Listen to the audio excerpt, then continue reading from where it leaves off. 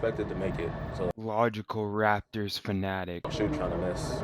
Like every shot Logical Raptors fanatic. try to make it. So I was gonna act surprised. A fun guy. Obviously Logical Raptors fanatic. love the game of basketball. I mean, it's just more questions you have to ask me in order for me to tell you about. Logical Raptors fanatic. I just can't give you a whole spiel. I don't even know where you're sitting at.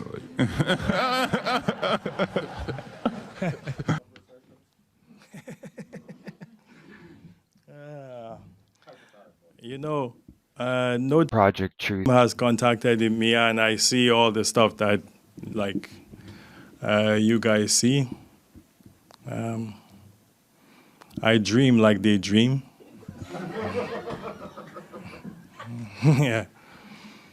Yeah, I want, Logical Raptors fanatic. you know. Yeah, so they keep dreaming. I dream too.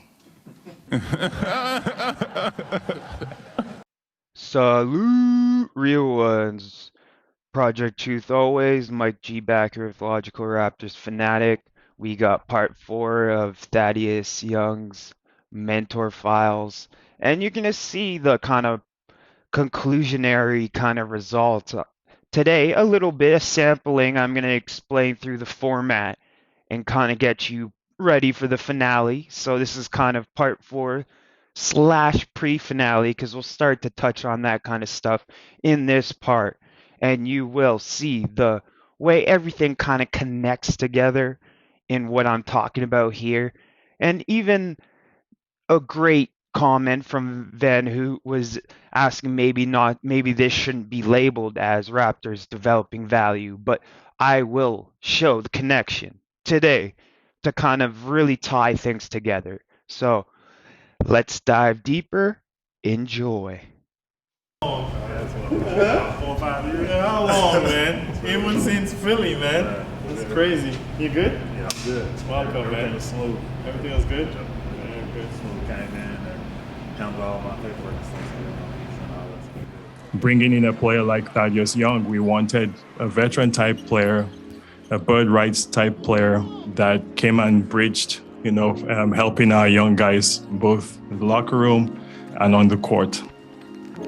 An athlete that can still play, still does the things that I think are very important to how we play and our organization. And the leadership of the court I think is significant because Thaddeus brings so much energy, good spirit. I think he'll help the young players. I've known him for a long time, and I'm happy that we finally got him here. Looked at different scenarios, but you guys know I'm not too big on the trade deadline. To me, overall planning and how you build a team is done in the summer training camp, all the things you want to work in our way to build a team that's sustainable and that can win. So I want you to key in on a phrase that he said there. I know we've seen that clip many times, but Masai talks in ways where he drops multiple truth bombs that applied to every situation because he does keep the same energy with every player. He doesn't have favoritism or whatever like people think. The favoritism is towards winning.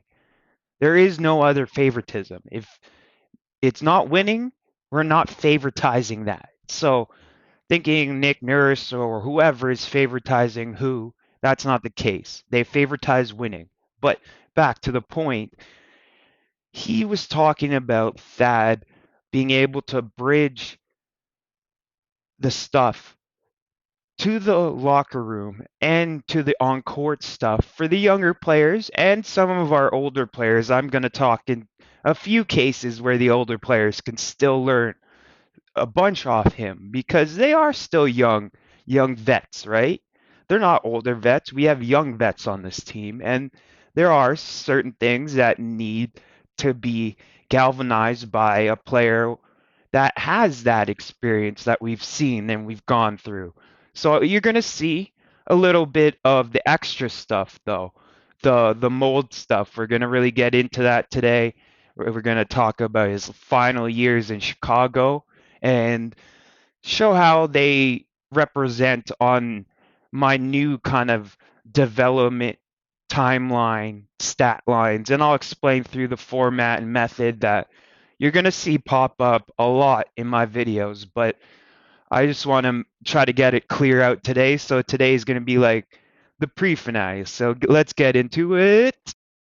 Okay, so you can see that I've added a new part to this kind of slide I previewed before I had his playoff stuff here. And I knew that was kind of like a placeholder for this information when I was completely done kind of going through everything. But let's start off with his first year in Chicago, and then I'll touch on where it actually applies into this bottom part. All right. So in the 1920 season was the cutoff season where they had the bubble, right? So 64 games played. I think that was all the games pretty much. Games started. They didn't actually. This is probably the first year he didn't start the majority of the games he played, right? 24 minutes, lower minutes. He's starting to, like, you know what I mean? Like I said, he had an earlier prime based on the wear and tear earlier. So now you're going to see some of his endurance and stamina, because obviously that those things are really impacted by age and injury history, right? So 9 field goal attempts, not bad, because we saw he was around at 10, and this is going to come up again, but not this stat column though. So 448, not the best. Let's take a look how that breaks down. So 1.2 may. Oh, okay. See, we were talking about how he could probably be like this kind of four, like a 4 3-point attempts volume guy, right? And that looks like a healthy clip, great clip. Okay, but it's a little bit too late. He needed this in his prime kind of years where it would have really helped, right? So we got lower 2 points than he normally kind of has, but okay. We'll take a look. Okay, 50, not bad. Okay. It was a different role, right? He's adjusting into a new different role. So like we said, lowering his role down to face bench competition, you'll see his numbers improve based on the the best defenders aren't defending him anymore. You're going up against the starter or the bench guys, which are a degree lesser because of how rosters are built out, right? You can't pay 10 starters, so you have to pay 5 starters and 5 bench players. That's how it works, right? So we can see how, like, with less starts, we can see an increase in his numbers, but that's also because he's getting older and his role is changing. He's starting to become more of a mentor guy, right? Like, he does still have enormous value of games played. Like, he's played a lot of games. And like I said before, we put a pin in the Zach LaVine thing. So, like, I think they really brought him in to kind of help mold Chicago and bridge their gap that they were in from not making the playoffs to getting to the playoffs. See, that's where we were kind of different from them in the roadmap. Like, I pulled out the roadmap earlier. They're on a stop ahead at this point than we were, right? Now, in this time. So it's kind of an interesting position he's kind of been in before this, so he kind of knows the pitfalls and what failed in Chicago and why they weren't able to make that jump, and that gives him great kind of roadmap to help us in knowing exactly kind of how to get in there and help. So let's continue through. Uh, Field goal attempts, yeah, lower. He's probably not as aggressive as he was before, right? So less calls. Rebounding still there, same kind of ratio. Like lower than his normal because the probably position, minutes, right? We always have to skew with minutes, right? So assists 1.8, steals 1.4, 104 blocks. So okay, steals and blocks and 2.1 personal fouls have always been really consistent. That's been his foundation, that's been his core of the player he was and his core skill, right? That makes him playable in the league, right? So we've seen that consistently. That's never really came off. So knowing that this part is sliced in, and I'll explain the years now, I guess, before we get to the passing part too. But okay, so come down here and we'll look at how this is. So year 1, he was in Philly. So Philly is blue. You can see that. So year 1 to 7, he was in Philly, and that's the dark blue. And you can see that his defense and his efforts and his effects were green. This color green, the more, okay, so green is good, and the darker the green, the better, right? The more volume. And he was a volume starter defender that always had showed numbers and productive defense. Never fouled too much and was a great defender in that sense. So, and it really never went too crazy. So I gave him kind of like this solid green, which it means good volume. Well, fair volume. It's not elite volume, or it'd be like dark green, right? So like it's not like Kawhi defense level, or it'd be yellow, which is championship level. But let's continue on. So this was his stint in Minnesota. So he got traded at the trade deadline. So this his 8th year is actually cut onto 2 different teams. He was traded to the Nets. We talked about that trade, right? And so he spent that little period similar to where when he came to the Raptors and he came from or was traded at the trade deadline and came to our team. And that's this kind of little slice. Then year 9, he was still in Brooklyn. Then Brooklyn traded him to Indiana. So Indiana's yellow, and he was in Indiana for 3 years. And then we get to this year. This is the year we're talking about. His 13th year in the league. 2019-2020, right? Or 20, sorry. 20. Yeah, 2020, sorry. And this is where his defense is. So you can see it's green. So yeah, like green defense, solid. Okay, so now let's look at assists. 1.8 to 1.6 turnovers. So that's actually not as good as years past. And we can see how that affects in. So this first number, you can see here, assists is the first number. And then assist to turnover ratio, positive or negative, is the second number. So we can see 1.8 is his assists, right? And then 1.6 is his turnovers. So it's only a plus of 0.2. So based on volume, it's a lower green, right? It's a less darker green, right? But it's still positive, so it gets a green label, right? And that's how it's going to work. And I've kind of plotted out all his years of passing here, and we're going to go through it. But let's continue through and finish off this year. So 10.3 points. Okay, but I think he was brought in as a mentor, bench piece, kind of solid vet role right now.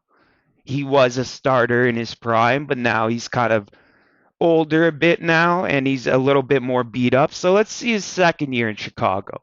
So this was the Tampa year for us. So 68 games played, 23 games started, okay. And I think this year there was 72 games, I believe. So he played almost every game. Again, always with that, man. This guy just continues to play every game, be there every game, whether he's used or not, he's there. So 9.7, he's all right. So he's coming into, he's adjusted into his bench role a little bit better. The three ball is probably not his best shot, so they're going back to the efficient two ball. And whoa, okay, yeah, we see that.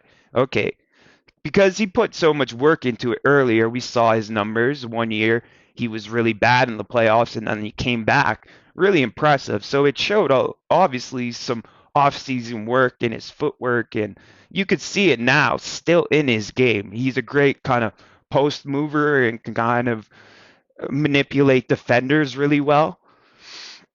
So okay, free throws a little bit higher because he's back in the meat zone where he's crunching and putting pressure on the interior defense around the rim.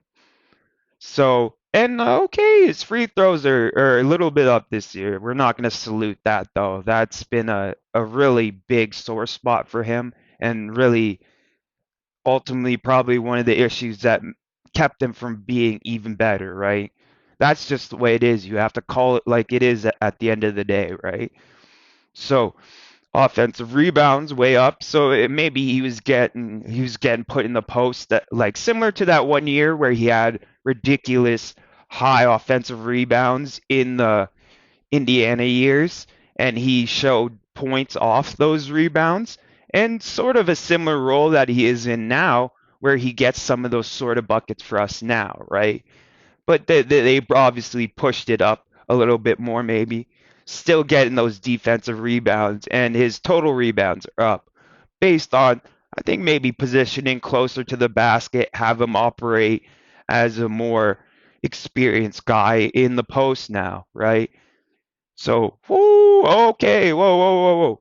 4.3 assists? Okay. Wow. Wow, okay. Steals. 1.106 blocks. Okay, we can see he's more in the post, so less steals, more blocks. That just tends to happen because forward players in the post don't dribble as much, so when it's technically they catch and they go up for a shot, if you take the ball in that process, it's called a block and not a steal. So turnovers 2.0. Wow. Okay. So a positive 2 to 3. Okay. Let's go back down here and check out how that looks on the list because that's a definitely a really elite kind of turnover ratio for a forward in this kind of because we're judging him as the player playing the position. We're not judging him as a point guard. That's where people need to realize that we're judging players fairly and appropriately for the position and role that they're in. How can you judge a guy based on something that he's not supposed to be doing based on the team or whatever says that he's not supposed to be doing that, but people want him doing that and gets blamed for it? That doesn't make any sense. So let's look at what the kind of gold standard is for this kind of mold that I think Masai really wants his forwards to have, right? So, whoa, okay. So 4.3, yep, assists. So you see that. Turnovers are 2-0, so okay, that should say a plus of 203. Holy jeez. My bad. I probably got shocked twice again now by the same stat line. Just he did so well that year. So obviously that's like a golden kind of yellow for that's exactly the perfect kind of ratio in a sense of what they're looking for out of that position, right? So let's continue on here. Personal fouls 2.2. So his defense still appropriate, but he's getting older now, so it's still kind of appropriate for his age. So early on, obviously his defense wasn't where it was, but you need to evaluate the player based on where they are in their career, right? You can't just judge a guy based on his prime stats and expect him to always be that. It doesn't work like that, right? You need to understand what you're getting when you get these players. Like the Lakers got wasn't the Westbrook in OKC. That Westbrook's never coming back, unfortunately. So like you need to understand timelines and different things, but understand which skills can be improved and then are essential to playing without athleticism. Because athleticism is the key to a lot of different things, but IQ is the real key to things. And having that IQ and all the games played, 12.1 points, we'll get that out of the way. But all the games played that he has really developed his IQ and an understanding of the game and the roles he's been put in. So many teams, different situations, different like on different points on the roadmap. So he can kind of Swiss Army knife any situation and be able to help. Not necessarily change the team completely, but he has the ability to be useful. And that's where I call him the Swiss Army knife in a sense of what he is. But I think ultimately he was brought in for these two base skills. Like Masai is like Dr. Frankenstein, and he sees the molds as like bringing someone in, studying a part of them, and then trying to replicate that part in others. And he pays for that. Those are the only guys he pays for. Guys that have a great sample size of proven results and of a style he likes. He brings them in, gets them under all the motion cameras, talks to them about different things. Like we can see here, right off the bat, that, okay, so red obviously is bad. And the darker the red, the more volume bad, right? Gray and white is non-existent, not even really able to make an opinion, but gray is toned to negative, right? Blue is mediocre, so just under what is capable, but just under capable is still playable. It's not like there's differences between bad, super bad, and then just barely bad. You might be able to get away with a little bad if you have other great players that kind of mask weaknesses. So we need to know that difference. There are differences, right? And then obviously low volume green is really light green, and then you can see it gets darker when obviously the green is more used. And green is for winning. It represents winning, right? And then gold represents, the chip level skills, right? And so if we look at this, so obviously the first year he wasn't asked to do a lot of passing. They just tested him in his rookie year. But then he started to kind of work his way through and realized that was limiting his game. So then he put in work, and you can see each year it kind of get better, like slowly. This is how it usually does. But the Raptors, their ability to condense this kind of, we're looking for this slice right here, this first slice, like the way we like to develop. Like a lot of our guys look like this, just up until green, and then either they get to the gold level or whatever. But sometimes there are a second wall in different skills. Like we saw that with Pascal. So with his two ball percentage probably looks something like this, similar, like gets better, like gets in his first year, yeah. Second year gets better. Third year gets really good. Fourth year is his all-star year after the chip when he gets number one. And so you could see it probably slide back down, and then the bubble obviously would probably go red. So you could see he hits that first wall, but then he comes out and he's like more like here now, right? See? Like this is a natural progression for most trainable skills. Defense, it's it's more or less you got it or you don't. But there are a lot of buildable skills, and charting how someone has grown those skills can really teach you how to grow those skills in others, right? Seeing this and asking them what happened in these parts specifically, like talking to a guy and like dissecting his kind of career and getting him to explain in depth what he learned from year to year and kind of building out a model. You can then build workouts based on transition years and push that model up with only doing correct work and not having to take the steps back. And that's the whole model system that Masai wants to build.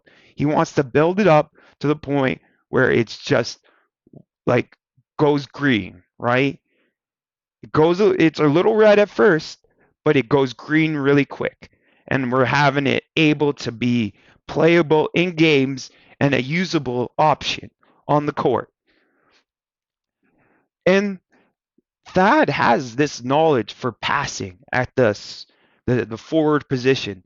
Masai hasn't really had a great forward passer like that in a sense of being a true forward. Like Marcus All obviously was a great passer and center and a forward, yeah. But the type of passes Thad does are completely different from inside the middle of the zone and stuff like that. Like Gasol, like top of the key, 5 out. But the way Thad passes in the post so efficiently and so effectively with great IQ, we saw it in that last game with Chris Boucher and him, the way they were connecting in the playoffs.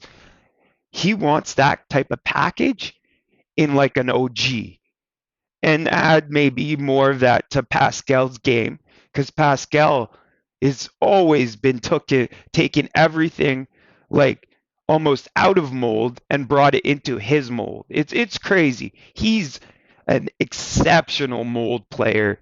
He's unbelievable.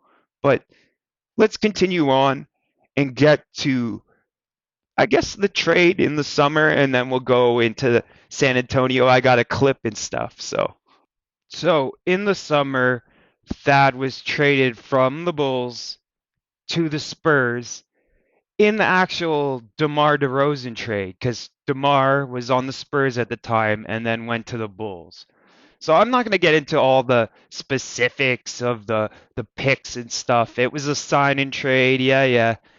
We're not too much involved other than the fact that's an interesting kind of like trivia quiz later on, I guess, who was traded for DeMar DeRozan when he went from the Spurs to the Bulls. And DeMar will always be a Raptor in my books. And he definitely put up for the city. Just because he wasn't Kawhi level doesn't mean he was less of a Raptor to me. So let's continue on. Obviously, I didn't make the same mistake twice and cut the total and cut a whole year out by accident. Sorry about that, guys, earlier. But let's go through. We don't need to go through the total. We'll go through right to the San Antonio and talk on his year there. So 26 games played, 1 game started. So not really playing. Okay. 14 minutes. Yeah. So they looked at him more as just like a piece, a good mentoring piece, which DeMar was at that point for them, but they needed to fill a kind of a mentor gap. So Thad was a fair enough compensation plus picks. Obviously, they were looking for picks, and San Antonio got picks in this whole thing. But so obviously, 4.9 field goal attempts, like half pretty much from his normal number. Effectiveness up, obviously. Yeah, non-existent 2s or 3 balls for San Antonio. They weren't really playing him. He wasn't really being used here. So, obviously, 2-pointers. High clip, though, because he wasn't getting scouted a lot and probably wasn't playing against anyone really tough. Free throw is always an issue, but not even a sample size. Still able to get rebounds in like less minutes, so not bad, I guess. Assists 2.3. Definitely could still get assists. 0.9 steals, 0.3 blocks, can still defend. 1.2 turnovers. So okay, let's see how that charts in now. So 1.3 assists. All right. 1.2 turnovers, so a plus ratio of 1.1. And the Spurs trade him at the trade deadline. So we'll get to that part, right? And you could see the Spurs is gray on this timeline of years and colors. And his defense looks still 1.5. Okay, yeah. Less time, but still able to show effective and proven, like, so you could see how his later years now, he's built up some of his skills enough where without even the ultra athleticism, he's still effective and able to be a winning player. But you have to ratio him and temper his competition, obviously, but he still can prove useful. And obviously, in the clip, Masai continuously says the things he could still do on the court. But I think the locker room and the mentality and the mold stuff is the biggest part of why we paid what we paid. And we're going to check that out in a second. So, total rebound, okay, yeah. So, all that kind of 1.5, okay, and then 6.1 points. Yeah, he wasn't getting shots, so his points aren't going to be up. But we could still see that the assists are really good. So they got to a point where you could see there's a stretch of like at least 5 years of really solid playmaking numbers in his prime. And that was based because he did a lot of work earlier in his career.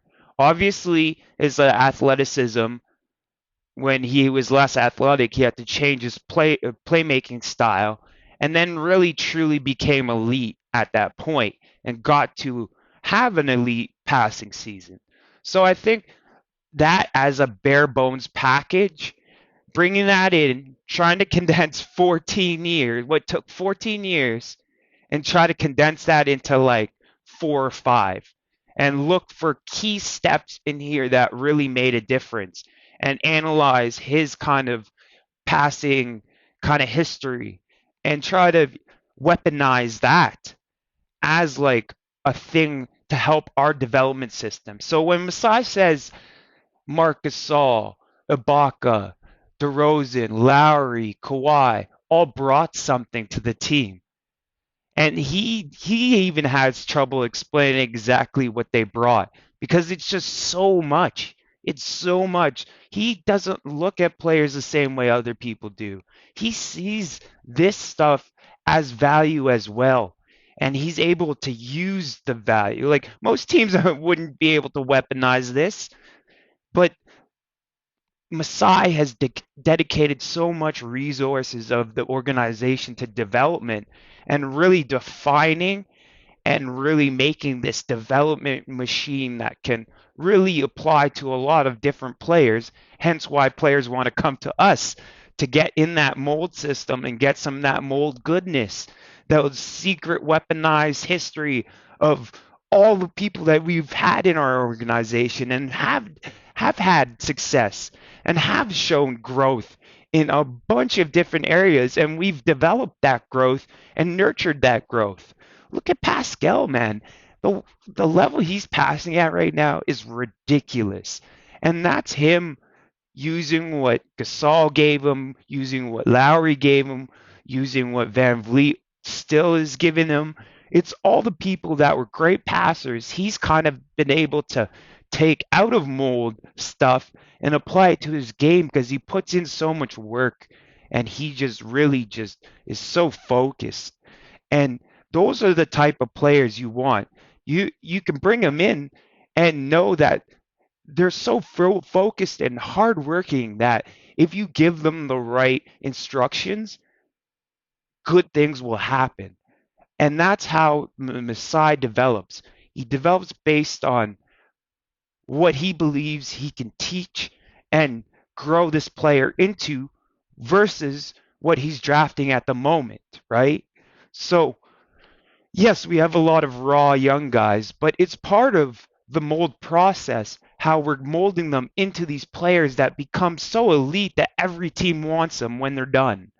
You can't down the process and look for the results and up the results and not know kind of how those two things are in tandem. Like the red parts of his career are in tandem with the gold part. He can't have one without the other. So stopping him at this point would have been so detrimental to his game completely. None of this would ever have came. So you could see exactly what's going on when we're kind of working through things. We're quicker. We're quicker. It takes us like a year or two to really lock in and really make it a skill elite. But Thad did this basically on his own in a sense because Philly wasn't trying to develop nothing. They were tanking in these years and like Minnesota, the Nets, Indy contending. Where was he getting this development from? This man did this himself almost, and he kind of has all this knowledge. And I'm gonna show a bunch more of these kind of stat things, and we can actually like compare them against his passing to really. I'm gonna show you kind of the secret sauce behind everything. This is the information that that teams keep and hide. Like this is the most basic one. It's based on like two numbers. The Raptors have systems like this where they chart guys like for 15 years on a whole bunch of different skills. And there's like millions of numbers that feed into the system. And Masai and probably Bobby have the only full access to every single player that the Raptors have touched or scouted or anything, right? And then obviously like they have access and keys and everything's color coded. They do this stuff in practice too with different skills and stuff. And it was funny. Lex was mentioning that Nate Bjorken is now in charge of the secret keeper of like what we can say and what we can't say. And this is kind of the stuff that they can't say in a sense. And I can because I have no strings attached anywhere else. I just have strings attached to the truth. And this is the truth of what GMs and other teams look at. They look at things like this, right? They look at charted skills. They have spreads like this, color coded and all this kind of different stuff. I'm bringing it to you because I feel it's really important now because a lot of decisions are being made off things like this. This right here, this development timeline of Thad learning to pass is kind of a great and like a long, like obviously 15 years stretch of seeing a guy learn through the skill of passing. With larger sample size, you get a really defined result meter. But if I showed like Pascal's passing meter, he's played 9 years in the season, and we're gonna see like this trend, but in a smaller way, right? So we can't notice each year. So I wanted to pick someone with a really long history and then go through it, show all the evidence that I'm using to kind of compile these lists and these different stat lines in the finale. I have tons of these. We're going to go over them. Only like more skills like this and then more stuff like that. And this kind of, these two things are all set up on this whole timeline for Thad. And this is kind of the format I want to start doing more when showing the mold stuff because the statistics matter, but like I just wanted to kind of build that knowledge up. So let's continue on with the Toronto part. Yeah. So we're at the point, the trade, which will become a steal deal, depending. We'll see. I'll show you. I'll talk in a little bit more in depth because I don't think I'll do this video for a while because of Coloco being an unknown for a long time. We have to wait till he's like in his prime or something to really even evaluate how well this did compared to Malik Brahim. Maliki Maliki Branham. Oh God, Raptors freak joke. Maliki. Well, a Raptors fan base joke because the Philly announcer called Malachi Maliki. All right, so let's go through it.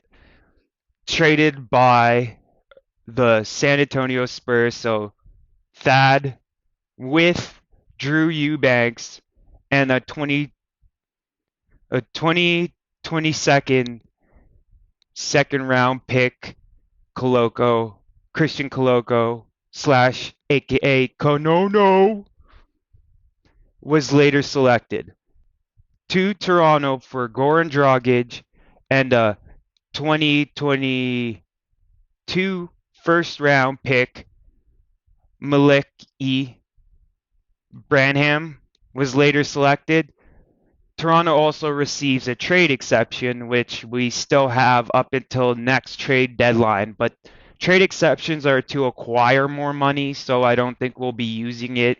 We're trying to unload money in this point of time, in a sense of I went through it in this the Raptors extension series finale. We plotted out all the numbers and what things are gonna look like, and only Masai really knows what's gonna happen. But though I can specifically point out the trends and the kind of ballparks each player is gonna make, so it will formulate some sort of thing, and we saw what it formulated, right? But so that yeah, that trade exception probably won't be used. Second round pick is Detroit's own. So we went through that. Well, we went through this kind of part of teams trading their second round picks and how they switch hands and stuff. And we went over that process in one of my previous videos. So we can just get over Detroit was given their own. They're taking that year, so it was going to be a high 30s pick, right? And our first round pick was top 14 protected. So if we fell off a cliff, they weren't getting this first. So it was protected. So they could have only got a 15 and lower from us from that first round pick. So Masai was still protecting the back end, but see, this is moving down a bunch of spots is really interesting for Thad. Like, because Thad isn't that much of an impact player, right? He's not gonna come in and your win totals is gonna shoot up. It was a different type of value trade, and Masai kind of bit the bullet a little bit here with San Antonio because they knew. I think San Antonio knew that Masai really wanted Thad, so he had to kind of play ball in the end, I think, a little bit more than he wanted to. But we ended up getting our guy anyway. So we'll look at this and probably think of it as a steal deal. But Maliki might turn out to be something really special, and that could really change the optics of the trade. So we'll see. We'll see. It depends on what now Christian Coloco becomes and what Maliki becomes. And obviously, we were trying to convert Goran Dragic's money into a piece of some kind.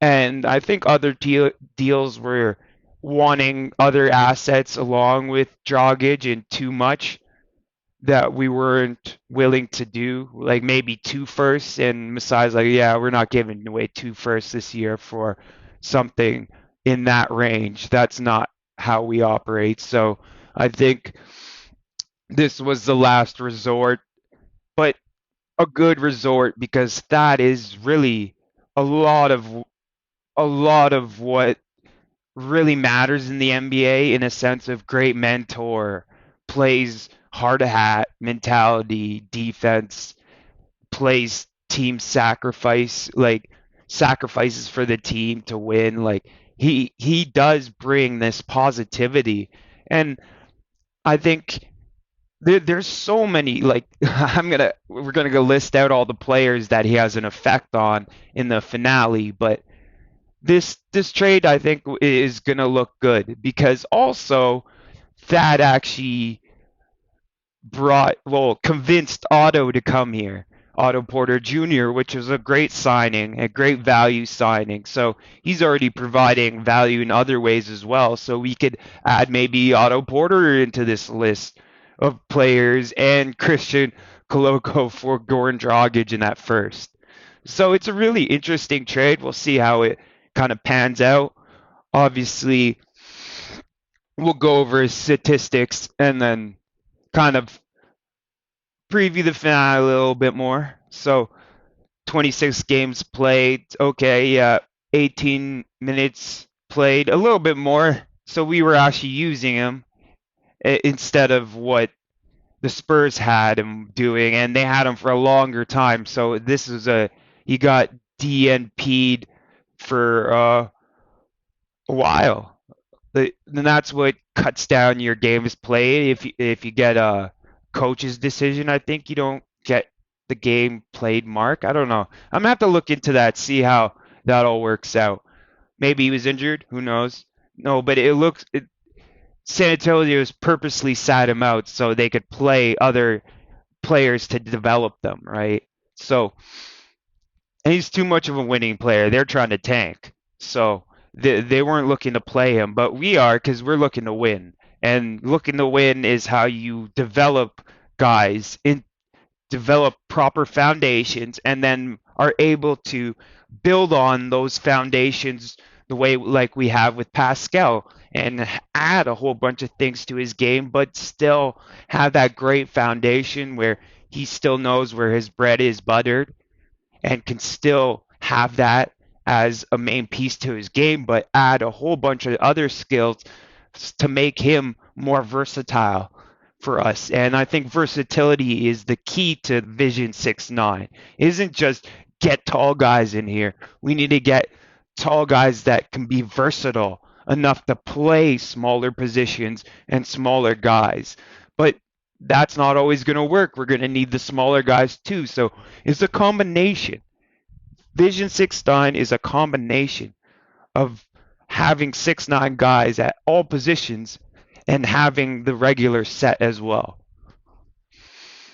So, and I think that really fits in there with the kind of the way he's built out his game. He's not the typical like power forward. He's like a passer, inside player, yeah, but defender, and like that's kind of like the really like solid mold that Masai wants for I think his second forward, because we get two forwards and two guards, right? So there's gonna be double lap over on certain skills. So back to Thad here, and we'll round it up here. 18.3 minutes, okay, a little bit more than he played at Spurs, okay. A little bit more touches. I think our inside offense was a whole out of whack last year. We were using a lot of ISO ball because we didn't have a lot of great options other than Siakam going one-on-one with someone and watching the defense collapse, and then he passes to an open shooter.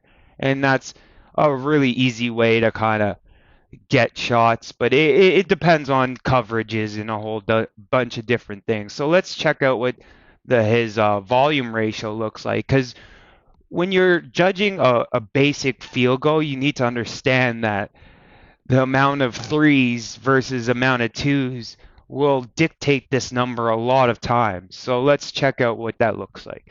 So 1.7 threes at a ridiculously great clip. All right. We've seen that before, though. So when he comes into a team, I think like he tends to settle on the three a little bit, gets those like quarter threes and stuff, till he works his way into the offense a little bit more, where he's more effective in the 2 range, right? So okay, so his 2 range is down from last, where he was with the Spurs. I think we're asking him to up his game a little bit against higher comp, because we need him off the bench sometimes and be a relief valve for someone that can provide something at that moment, even against starters also. So we want to look for that to definitely improve, but we can understand now that because half his shots are threes, that his field goal percentage is going to go down. That's the way it's based. So free throw attempts, 1, still horrible. Yeah. Offense and defense and total rebounds, still pretty decent, still effective there. We see his game. He kind of is able to position and get rebounds and putbacks and pass it out and do different things. He's very versatile, like the Swiss Army knife, right? So assists 1.7, steals 1.2 and 04, so and 107 personal fouls, so still green defense, still solid defense, right? And then assists 1.7 to 08. Okay, so this is a really weird one where I think I'm just going to call it like the orange vet, where he gets to a point where his IQ is really high, but the way his other skills are now, it's less effective. So it's an orange. It's not championship level stuff. It's like low volume, high plus ratio, right? So orange, it's like he has a more plus than he has of turnovers, right? So you can't really call it like a green or something. It has to be something else. So I just gave it an orange. Orange is like vet status in a sense of what it is. So, and 6.3 points. Yeah, he wasn't much of a scorer. He needed to rebound and do all those other things and fill in on rotations that our young guys are kind of missing because they're young and they don't know our system fully, like the way Pascal, Fred VanVleet, OG, and Boucher do. So they will make rotation errors. And Thad and FVV and Siakam and OG and Boucher all cover for them a lot. But obviously FVV covers for the whole team a lot on the pick and roll defense because we don't have another guard like him that is able to be like that. So he gets played a lot of minutes, but we're hoping to tailor back his offensive role so he can have the energy to play that great level of defense that we need him for at this moment. And then his role might morph again once we start to see improvement in those guys, right? So it's about him filling in wherever he needs to right now based on others' undeveloped rawness at this point. And that's where I think we need to keep him and still use him effectively as like a leader that can really say, hey, you're not doing this, so I'm going to have to obviously do this, but you need to work on it. So it's back to your job. He wants the guys to be able to do what they need to do. But if they're not doing it, he's going to say like, yeah, you're not doing it, so I have to maybe do it sometimes for you. And there is probably some friction, but not enough to ever make a story out of it. It's normal team stuff. All teams go through the same stuff. So pointing out something like that is not really from someone that clearly doesn't understand a locker room and how locker rooms are, with a lot of sporting A-type guys that really want to compete and win and want to really sacrifice and have an opportunity to really make a difference, right? So I think we're going to end it off there. I'm going to go into this deeper when we have the adjacent other teachable skills patterned out in the similar format, and we can see a lot of trends throughout the years and how his role evolved and changed depending on what skills were working at that time or what he needed to put more work into. It's really interesting. I call it like basic skill mentor stat sheet, and then I give it a code name for the format or the mold type.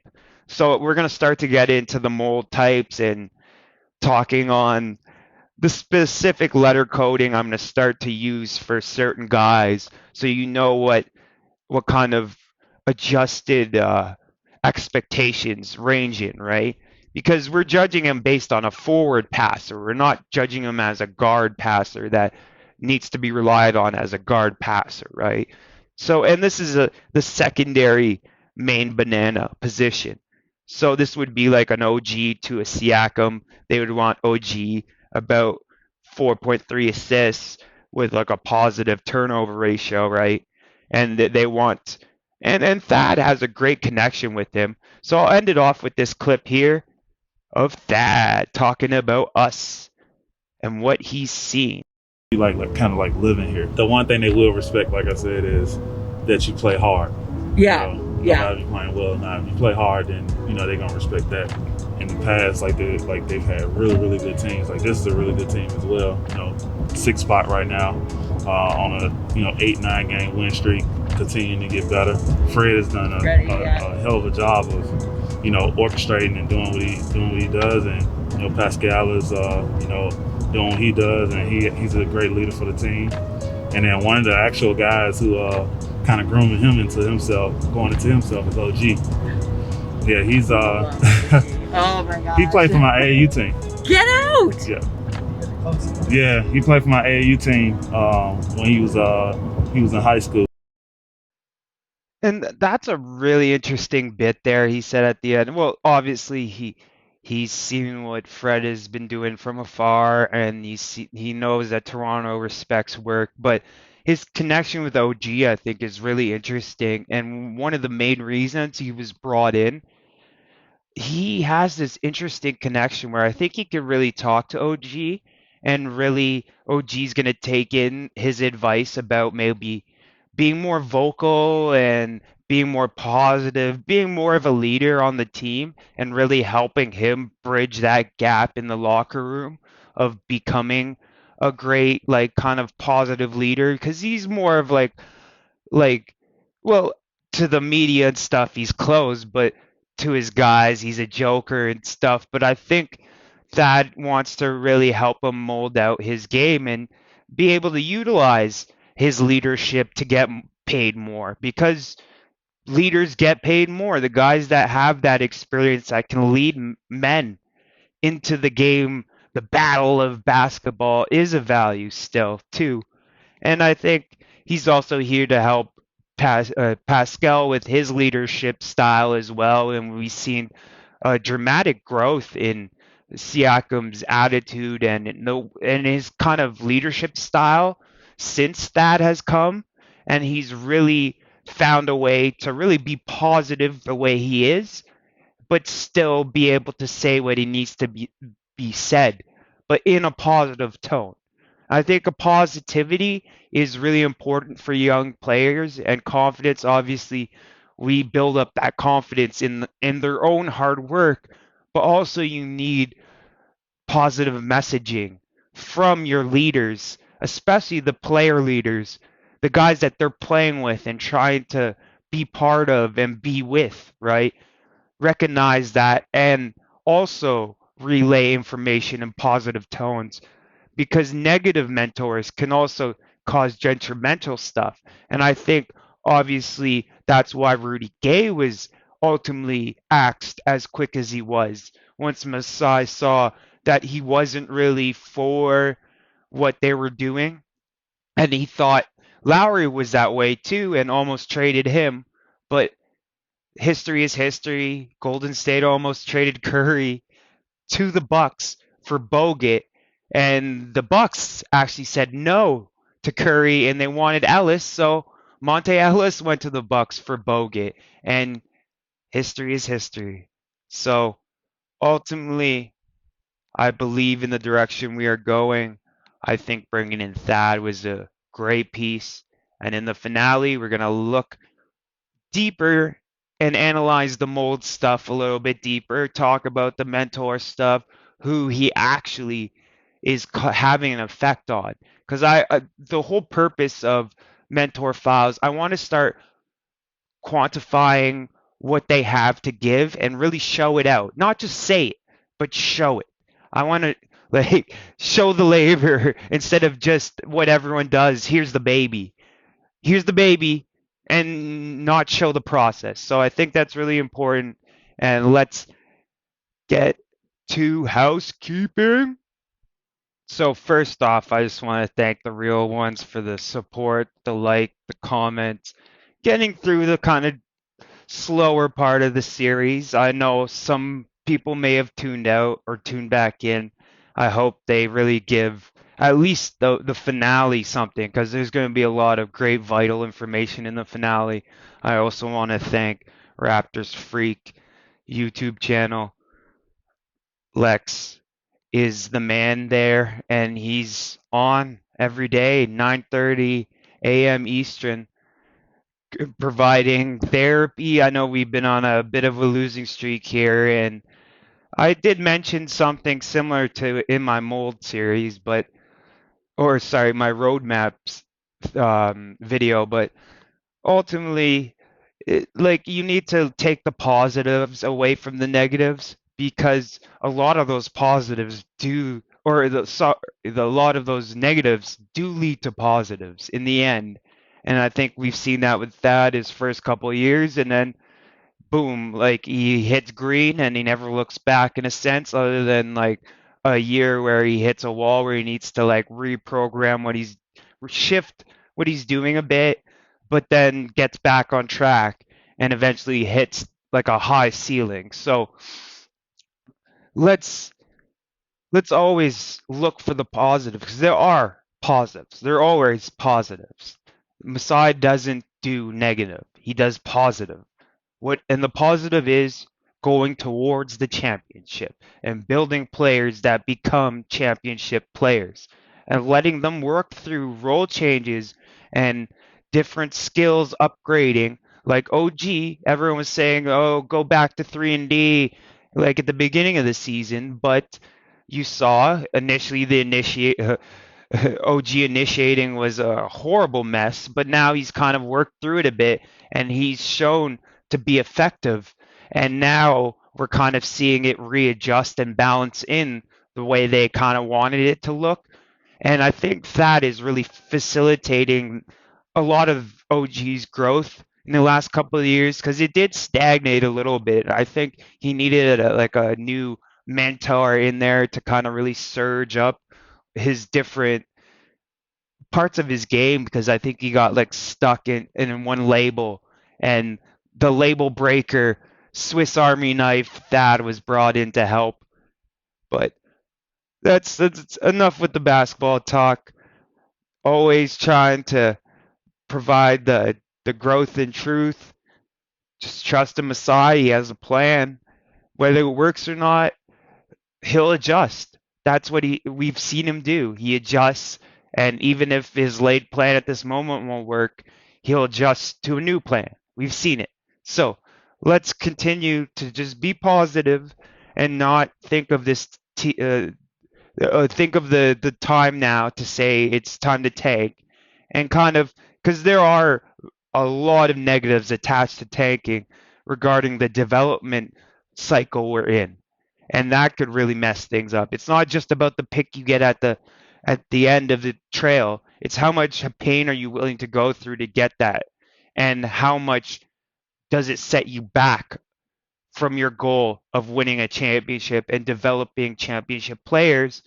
Because do you want to pay for a guy, or can you make a guy? And that's how you retain it.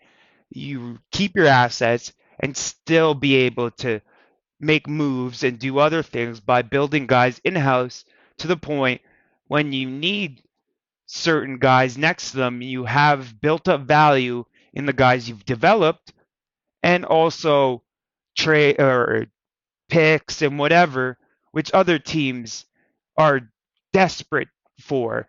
Guys that are properly developed, that play two ways, that provide solid minutes on the floor. And we produce those guys like a factory. And that's what trust in Masai means, man. Trust that his plan and his way of doing things is going to work out in the end. And it has worked and will continue to work. And trust in that. It's not just blindly trusting every decision he makes. Trust in the fact that he cares about the Raptors winning a championship more than probably anyone ever that's been in that position. And we need to give him that respect because he's produced. He's produced this. He's produced a championship. This is the point of everything, right? So let's keep the goals where they're eyeing of developing a championship team, and some of those downs will equal the championship. That's how it works. And just want to say salute real ones, Project Truth always. Mike G, Mic Drop, Logical Raptors Fanatic out.